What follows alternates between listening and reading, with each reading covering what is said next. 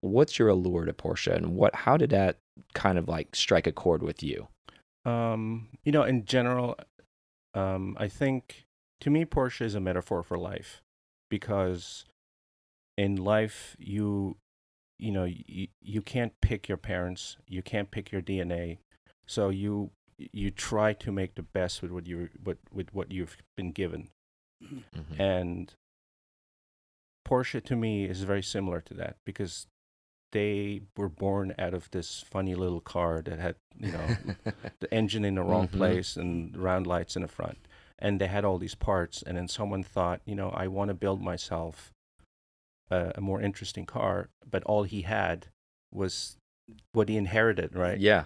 So, and so to me, that's pretty much what life is about. And Mm-hmm. to me, Porsche kind of fits into that. And to Uh-huh. me, that gives a character, right? So that's why everyone is slightly different. And we just try to go through life, hopefully trying to make the best of with what we were given. And to me, that's what makes the cars interesting. Mm-hmm. Because if you were to, just in engineering terms, if you were to start with a clean sheet, you probably wouldn't put the engine in the wrong place. Yeah, of And course, nobody yeah. else is doing it. Yeah, Why would yeah, you try it? from a perspective of, yeah, like you said, like if you're going to blueprint something Right. and you're sitting down and doing it, you're like, this doesn't make any damn sense. Right. And I work with McLaren, but just as an example, I think sometimes McLarens are maybe accused of not having a soul, so to speak. Yeah. Being well engineered. But they're good super point. well engineered. But Yeah. case in point, they started with a clean sheet of paper, right? They put the engine where they thought it should be, It's right? yeah, Yeah. the lowest center of gravity in the car, Right, where the best right. balance is going to Yes. be. Yeah. And so it's like they're kind of a victim of their own success, right? I mean, I've driven, I just driven the 720S, the new one. Amazing. Yeah, it's an incredible car, and it does everything so well.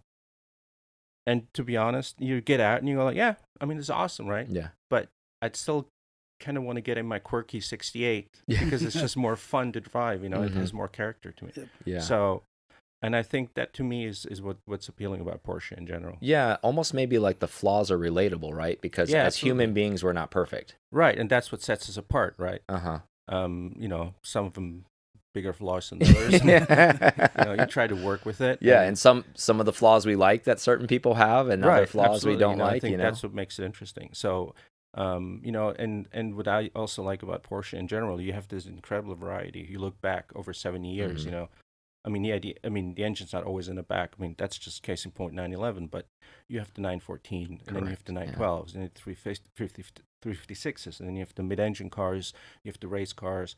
And now even, Porsche enthusiasts, they're into the SUVs, they're into the Macans and the Caymans and the Cayennes, Yeah. and there's sport versions of those cars. Exactly, So for right. each of these people, there is a car for them out there. And to Mhm. me, that's pretty unique as, Totally agree. so almost everyone can find something. And it's kind of the same with people, right? They're not all the same. Mm-hmm. Nor should they be, right? Because it'd be Exactly. boring, Exactly, right? Everything would be we'd be robots, right? Right, Yep. right.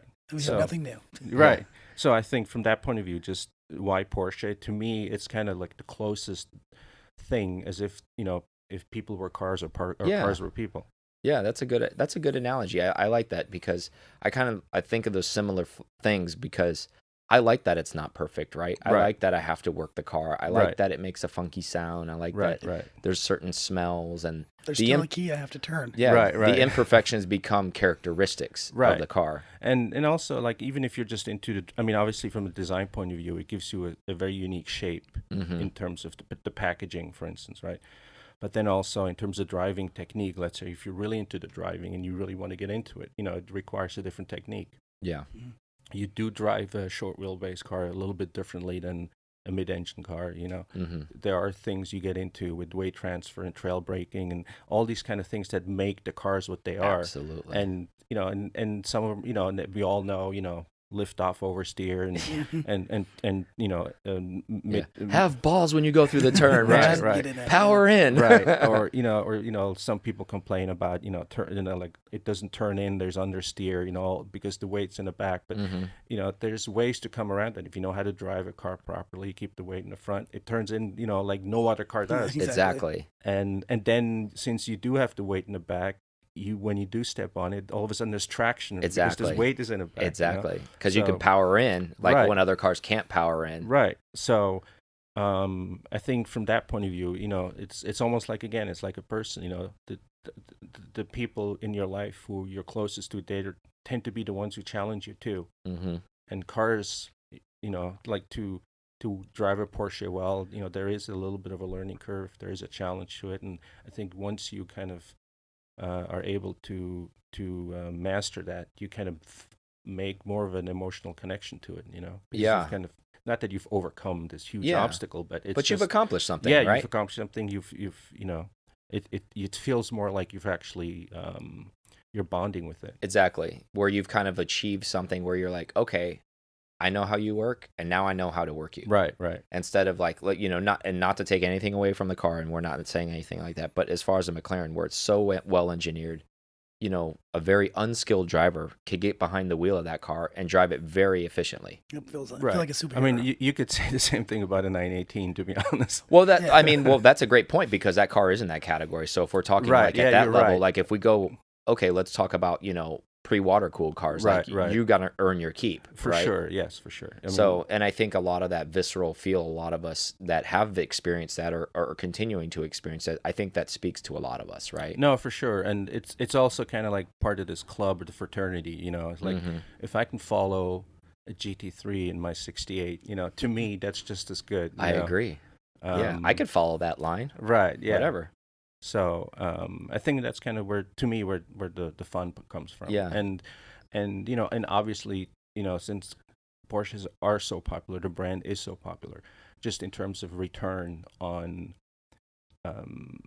in terms of a business sense, like just in terms of T-shirts, if we Yeah. make a BMW shirt or a Mercedes shirt or a Porsche shirt, the Porsche shirt would outsell everything Yeah, else 10-1 all the exactly. time. Exactly. And that just speaks to the love of the brand that's out there, Exactly. and why you guys are doing Car Yeah. Talk and not just It's car talk. Car you talk. know? Yeah, exactly. Right.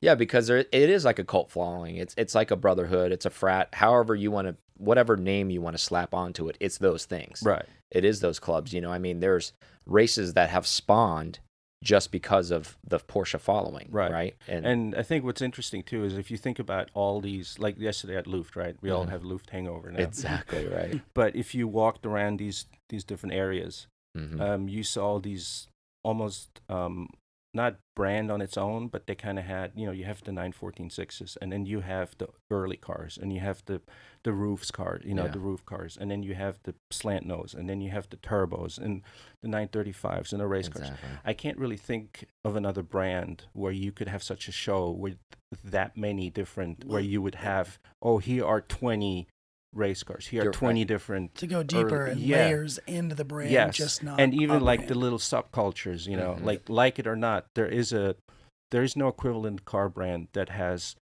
an RWB, an early, Yeah. air cooled guys, R Gruppe, Yeah. Singer, You're right. whatever Gunther Works. Yeah, I mean, you're like right. it or not, whatever they're doing, right? Yeah. Exactly. You don't have to like everything, but just the mere fact Yeah, that the they're fact that they all exist, under right? the umbrella of Porsche is incredible, right? Exactly. You couldn't go. Ferrari has it. Mm-hmm. They don't. What's No. the equivalent of our group in the Ferrari world? You Yeah. know? There I isn't. don't know. Right. That's Yeah, what I mean. exactly, Like, what's yeah. the equivalent of Gunther Works in the Audi world? Yeah. What's the equivalent of Singer? Exactly. In, There, you know, it doesn't exist. Right. Yeah. And to me, that's what really there's all these layers. Yeah, to the it, you know? subculture Yes. within the culture. Right. Yeah, and that's a great point that you bring up. That actually, we've talked about a little bit, but not like in depth like that. And that's a great acknowledgement to that because there is so much.